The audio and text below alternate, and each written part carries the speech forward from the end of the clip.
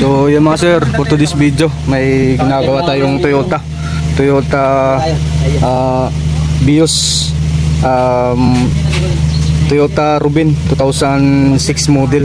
So bali ang concern ng may-ari nito mga sir is ayaw mag-shift, naka-stack lang sa first gear. So kapag pinatakbo siya, lagi lang umuugong yung makina, ayaw maglilipat ng second gear, third gear hanggang fourth gear. So mga sir, hindi ko lang napakita mga sir kung paano natin siya na troubleshoot. So tapos yung ano din pala, yung speedometer niya, ito yung speedometer niyan hindi gumagana. So pag sa mga Toyota Vios kasi ang speed sensor nito is nasa gulong, kumbaga kasabay siya dun sa may ABS sensor niya, yung dalawa, front left tsaka front right. So yung mga sir, ngayon okay na to, napagana na natin. So nag-troubleshoot tayo mga sir sa mga fuse, relay, wiring sa labas, tapos dito sa loob, pati dito sir mga sir sa computer box. Ayan, so nagbukas tayo ng computer box. Ayan. Ayan, nagbukas tayo. Yan, binaklas natin yung harness nya, kasi kapag ginalaw mo yung harness, yung wiring ng computer, nagsishifting siya, pero ang problema hindi gumagana pa rin yung speedometer nya. So kapag nung in-off ko ulit tapos in-start, yun, nawawala na naman yung shifting. So pagka ginalaw ko yung computer box, yung harness nya, minsan nagkakaroon, minsan okay, minsan wala. So yung mga sir, binaklas natin hanggang sa umabot tayo dun sa harap, hanggang sa umabot tayo dun sa may EBS module nya.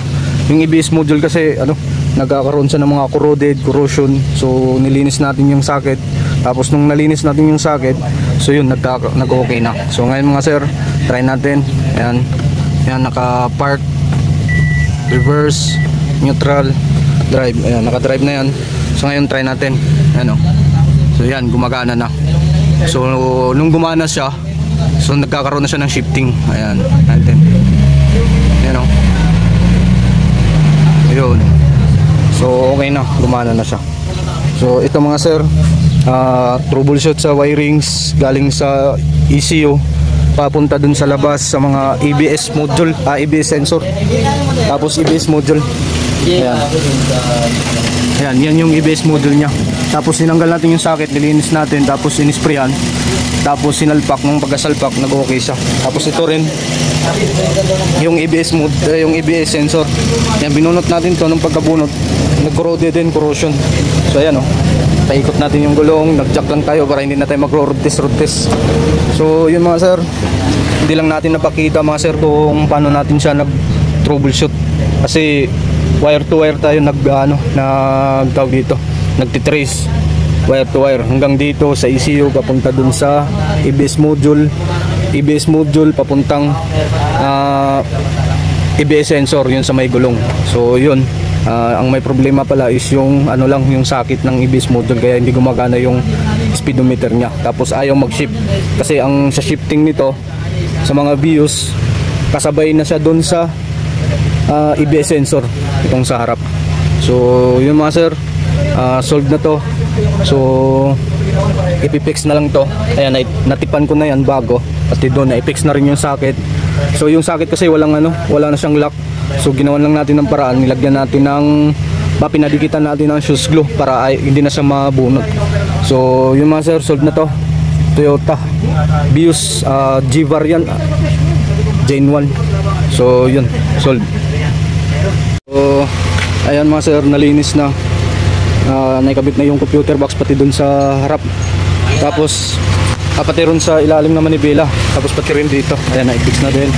So nag-visual check up tayo wire to wire papunta dun sa may ABS. Ayan, na-fix na ngayon. Wala na yan, sa akin yan. Sa akin yung galing.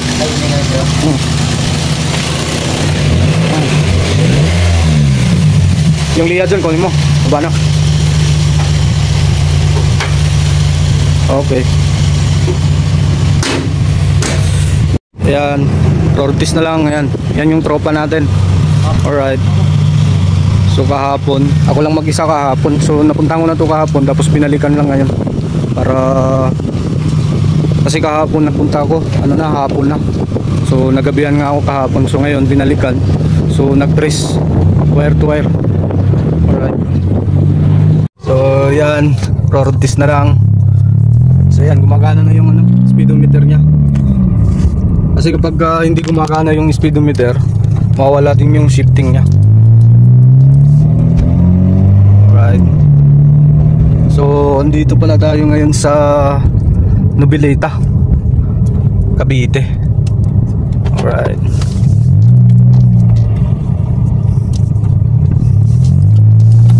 Ano sir, okay na? Okay. Nawala na yung sakit ng ulo.